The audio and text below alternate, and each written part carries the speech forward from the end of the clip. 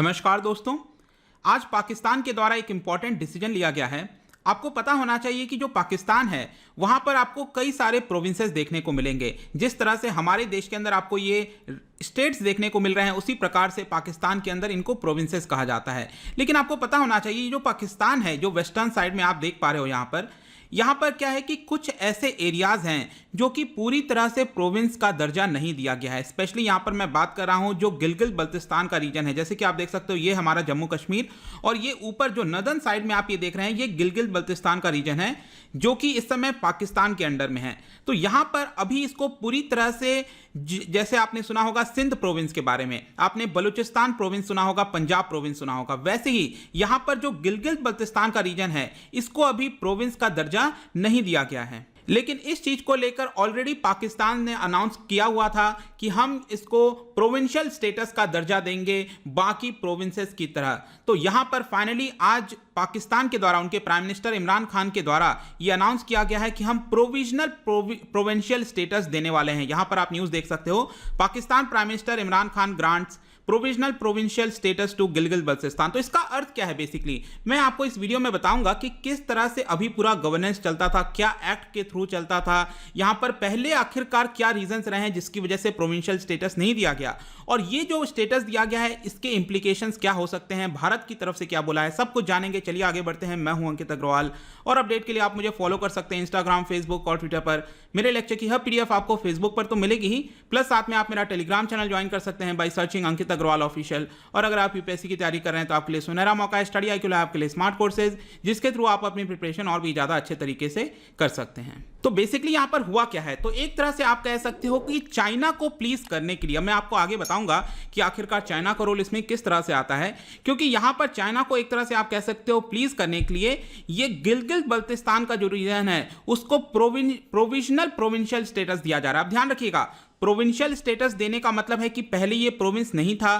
Provisional का इसका अर्थ ये हुआ कि एक लिमिटेड समय के लिए, मतलब अभी अनाउंस नहीं किया गया है लेकिन बोला गया है कि हम प्रोविजन के तौर पर ये प्रोविंशियल स्टेटस देने वाले हैं। जैसे कि फॉर एग्जांपल मैं आपको बताऊं, अभी जैसे जम्मू कश्मीर यूनियन टेरिटरी है, लेकिन भारत सरकार ने क्या बोला है, जैसे ही वहां पर शांति आएगी उसको हम तुरंत फुल फ्लेड जो स्टेट का दर्जा है वो यहां पर दे देंगे। तो कुछ प्रोविजनल टाइप का यहां पर अरेंजमेंट करने की बात कह रहा है पाकिस्तान। और आपको पता होना चाहिए कि ये जो पूरा एरिया की हम बात कर रहे हैं ये ऑलरेडी डिस्प्यूटेड है। गिलगित बल्तिस्तान की हम बात करें तो 1.2 मिलियन के आसपास पॉपुलेशन है, और इसका जो बॉर्डर है अफगानिस्तान और चाइना दोनों के साथ आता है। अब ये यहां पर चाइना को प्लीज मैं इसलिए कह रहा था दोस्तों, क्योंकि यहां पर जो चाइना पाकिस्तान इकोनॉमिक कॉरिडोर है CPEC, अक्सर आप इसको सुनते होंगे, $65 बिलियन का एक बड़ा प्रोजेक्ट है, वो इसी पर्टिकुलर रीजन से जाता है। अब मैं आपको बताता हूं, सबसे पहले आप देख सकते हो जो एक्चुअल मैप है भारत के हिसाब से ये वाला है, ये जम्मू कश्मीर और लद्दाख का आप देख सकते हो ये यूनियन टेरिटरी है। लेकिन आपको पता होना चाहिए कि ये जो नदर्न एरिया है ये इस समय पाकिस्तान के कब्जे में है, और ये जो 7th वाला आप लिखा हुआ देख रहे हो यही है आपका गिलगित बल्तिस्तान। लेकिन यहां पर जैसे फर्स्ट नंबर वाला है ये है आपका बलूचिस्तान प्रोविंस, 4th नंबर वाला है इसको कहते हैं यहां पर सिंध प्रोविंस जिसकी कैपिटल है कराची। ये तीसरा नंबर वाला आप देख रहे हो ये आपका पंजाब प्रोविंस। 2nd नंबर वाला है ये आपका खैबर पख्तूनख्वा। 6th नंबर वाला है दोस्तों ये POK, बेसिकली इसको जो है पाकिस्तान के द्वारा कहा जाता है आजाद कश्मीर। और जो 5th वाला है ये इस्लामाबाद कैपिटल टेरिटरी है, जो कि जिस तरह से न्यू दिल्ली है यहां पर। लेकिन ये जो 7th वाला है दोस्तों ये प्रोविंस नहीं है पूरी तरह से। और ध्यान रखिएगा इसके अंदर करीब 14 डिस्ट्रिक्ट आते हैं, जो कि राइट साइड में आप इस मैप के अंदर देख सकते हैं। तो इसकी थोड़ी सी आपको हिस्ट्री जाननी होगी ताकि आपको अच्छे से जो प्रेजेंट कॉन्टेक्स्ट है वो आपको क्लियर समझ में आ जाए। तो थोड़ा सा गिलगित बल्तिस्तान के बारे में जानते हैं। देखिए दोस्तों यहां पर क्या हुआ कि 1970 में इसका नाम रख दिया गया नॉर्दर्न एरियाज। तो 1970 से अभी तक, आज जब मैं ये वीडियो रिकॉर्ड कर रहा हूं तब तक ये नॉर्दर्न एरियाज के नाम से जाना जाता था। ऑल्दो ये पूरा एरिया फेमस था गिलगित बल्तिस्तान के नाम से, लेकिन ऑफिशियल नाम इसका नॉर्दर्न एरियाज था। और यहां पर अगस्त 2009 में पाकिस्तान ने क्या किया था कि इसको थोड़ा सा एम्पावरमेंट करने की कोशिश की थी। देखिएगा क्या होता था कि इसका जितना भी गवर्नेंस है गिलगित बल्तिस्तान का वो डायरेक्टली सेंटर के द्वारा किया जाता था, मतलब इस्लामाबाद इस्लामाबाद में जो गवर्नमेंट थी, सेंट्रल गवर्नमेंट थी, उन्हीं के द्वारा सब कुछ देखा जाता था। जैसे कि आप भारत का एग्जांपल ले सकते हो, यूनियन टेरिटरी हो गया, ज्यादातर ये सेंट्रल गवर्नमेंट के द्वारा देखा जाता है। उसी प्रकार से ये भी आप कह सकते हो कि यहां पर जो गिलगित बल्तिस्तान का था वो सेंट्रल गवर्नमेंट के द्वारा देखा जाता था। लेकिन यहां पर डिमांड आने लगी कि इनको थोड़ी सी ऑटोनॉमी, इनको भी यहां पर जो एम्पावरमेंट है वो करने की आवश्यकता है। तो 2009 में यहां पर ये ऑर्डर पास किया गया पाकिस्तान के कैबिनेट के द्वारा, और इस ऑर्डर का नाम आप देख सकते हो, Gilgit Baltistan empowerment and self governance order 2009। और इसके थ्रू यहां पर क्या हुआ कि एक छोटा सा लेजिस्लेटिव असेंबली के लिए यहां पर इलेक्ट किया जा सकता है। मतलब जो लोग रह रहे हैं गिलगित बल्तिस्तान में वो अपने प्रतिनिधि को चुन सकते हैं, और इसके अलावा यहां पर गिलगित बल्तिस्तान काउंसिल भी बना दिया गया। तो यहां पर जस्ट अपीजमेंट के लिए, लोगों को दिखाने के लिए, देखिए हम यहां पर असेंबली का निर्माण कर रहे हैं, लोग खुद अपने प्रतिनिधि को चुन सकते हो। इनफैक्ट यहां पर मैं आपको बताऊं तो 15 नवंबर को भी चुनाव होने वाले हैं गिलगित बल्तिस्तान में, आगे आने वाला जो 15 नवंबर है। तो यहां पर जस्ट एज अ शोपीस की तरह आप कह सकते हो कि असेंबली और इस तरह की चीजें 2009 में ये ऑर्डर पास कर दी गई। लेकिन ज्यादातर अभी भी चीजें जो हैं वो आपका इस्लामाबाद के थ्रू डायरेक्ट रूल किया जाता है।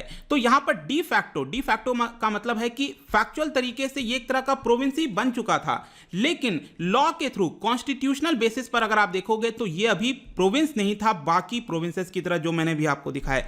तो यहां पर करंट का स्टेटस ये है कि ना तो ये प्रोविंस है ना तो स्टेट है, सेमी प्रोविंशियल स्टेटस है। लेकिन आज जो ये अनाउंसमेंट किया गया है बेसिकली यहां पर प्रोविंशियल स्टेटस देने का बात कहा जा रहा है। तो आई होप कि अब आपको समझ में आ गया होगा कि प्रोविंशियल स्टेटस क्यों दिया जा रहा है। लेकिन आपके मन में एक और सवाल आ सकता है कि अभी तक क्यों नहीं दिया गया पूरी तरह से प्रोविंशियल स्टेटस का। तो यहां पर ऐसा मानना है, पाकिस्तान गवर्नमेंट ऐसा कहती थी कि वो अभी तक इसको प्रोविंशियल स्टेटस नहीं देती थी, क्योंकि अक्सर आप सुनते होंगे पाकिस्तान के द्वारा यूएन के अंदर आवाज रेस की जाती है, वॉइस रेस की जाती है कि यहां पर जो पूरा कश्मीर है वो हमें चाहिए, इसको या तो रेफरेंडम कराओ, मतलब इस तरह की मांग उठती रहती है। तो पाकिस्तान का यह कहना था कि अगर हम प्रोविंशियल स्टेटस दे देंगे तो जो हमारा मुद्दा है यूएन के अंदर वो कमजोर पड़ जाएगा। इसके अलावा यहां पर भी कश्मीरी नेशनलिस्ट ग्रुप हैं कई सारे, जिनका मानना है कि 1947 में जो स्टेटस था पूरे कश्मीर का वैसा ही हमें एज अ इंडिपेंडेंट स्टेट चाहिए। तो आई होप दोस्तों यहां तक चीजें अब आपको क्लियर हो गई होंगी। और आज ये जब अनाउंसमेंट किया गया तो इमरान खान का जो स्टेटमेंट है एग्जैक्ट आप यहां पर पढ़ सकते हो, उनका बोलना था